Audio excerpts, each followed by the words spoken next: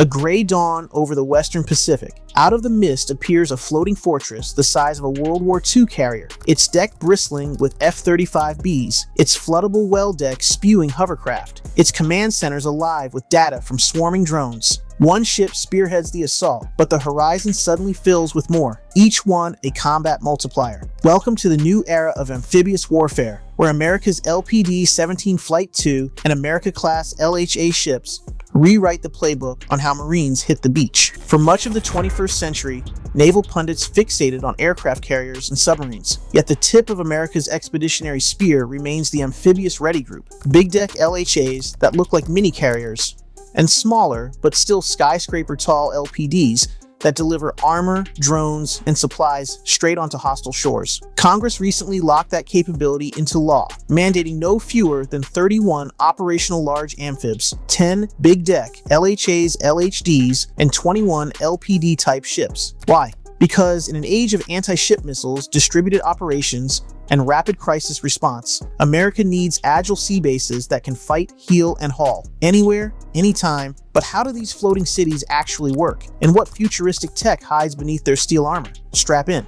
An old hull, a new heart. The Flight II design borrows the proven 684-foot San Antonio-class hull, yet strips cost drivers like the composite mast and trims internal volume, while still displacing roughly 23,000 tons full load. Below decks, an enlarged well deck launches 2 LCAC hovercraft, or a mix of ship-to-shore connectors.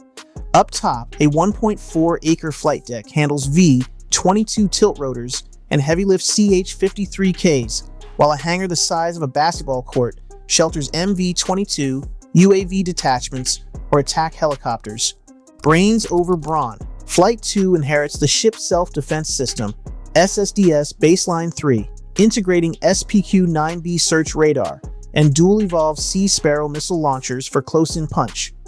Abergene green brain rooms plate the bulkheads with fiber that pumps 40 gigabits per second, enough to serve as a float headquarters for a Marine Littoral Regiment conducting island-hopping strikes. Numbers and money.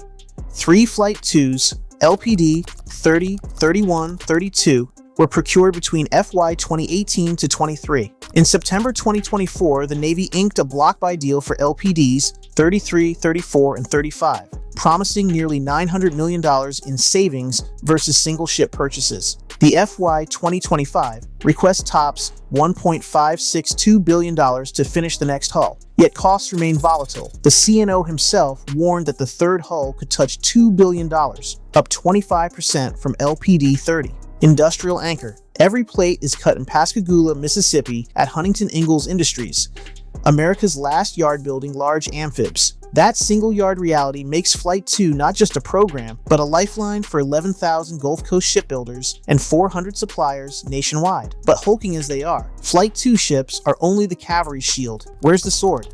Imagine a vessel 845 feet long, 106 feet abeam, displacing 45,000 tons, larger than the Royal Navy's Invincible-class carriers of the Falklands era. That's the America-class LHA. With a full-length flight deck and a superstructure just off-center, it can launch 20 F-35Bs or a mixed strike group of V-22 Ospreys, AH-1Z gunships, and MQ Manta stealth drones, all while running hospital, command, and logistics hubs inside its cavernous hull. Variants built for different wars. LHA-6, America, and LHA-7. Tripoli ditched the traditional well deck to create an air-centric behemoth, optimizing aviation fuel storage, magazines, and maintenance bays for 5th-gen jets. Starting with LHA-8 Bougainville and LHA-9 Fallujah, the Navy reversed course, re-adding a shortened well deck to haul Marines ashore in landing craft while retaining an F-35-friendly deckhouse. Propulsion and protection. 2 Marine gas turbines drive shafts rated for plus 22 knots, fast enough to sprint with destroyer escorts or reposition between island chains overnight. A hybrid electric drive keeps the ship whisper quiet at low speed, saving fuel for the fight. Self-defense comes from 2 rolling airframe missile launchers, ESSM quads,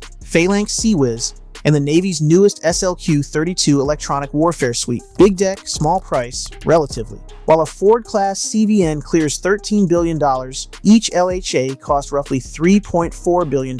Still pricey, yet cheap enough to field in numbers. Congress even authorized a bundle contract letting the Navy mix up to 5 LHAs and LPDs to stabilize the line. Pair 1 America class with 2 Flight 2s, stir in a destroyer screen and a refueling oiler, and you unlock the modern Amphibious Ready Group. 3 ships, infinite playbooks.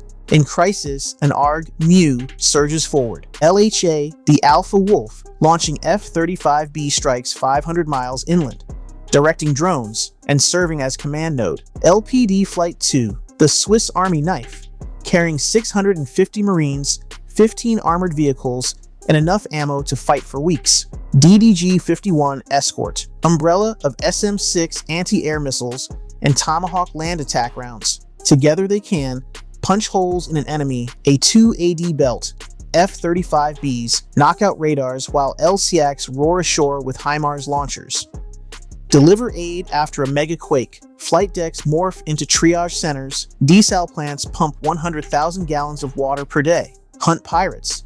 MH-60R helos from the LPD Overwatch VBSS teams, while Marines fast rope onto suspect dhows. Could one ARG rewrite deterrence in the South China Sea without firing a shot? That's the power of presence these hulls buy. 1. Smart hull form. Both classes use radar scattering angles and an enclosed mag to cut return signature by 2 orders of magnitude versus 1990s amphibs. Less visible ships get closer before the first missile ever flies.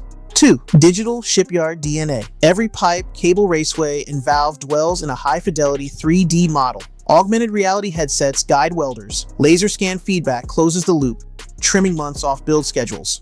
3. Hybrid power. A 13 megawatt electric grid shares load between propulsion and hotel services, letting commanders divert spare electrons to secret directed energy weapons once they're fielded. Think 150 kilowatt lasers searing inbound cruise missiles without expending a single round. 4. Magazines for the drone age. Flight 2's aviation magazine has been re-railed for modular stackable canisters. Swap 155mm artillery shells today for palletized loitering munitions tomorrow. On an LHA, the jet fuel pits double as JP5 stores for UAV swarm tenders. 5. Hospital of the Future. A Roll 2 surgical suite with CT scanner, 24 ICU beds, and telemedicine reachback. Fleet Docs joke it's a level 1 trauma center that floats. In 2024, Tripoli performed a simultaneous appendectomy and UAV launch. Proof the combat operations won't stop healthcare. Big amphibs inspire big debates. Critics cite rising prices and vulnerability to hypersonic missiles. Supporters counter that 10 LHAs plus 21 LPDs is now codified in U.S. Code 10 U.S.C. Section 8062, meaning the fleet must fund them.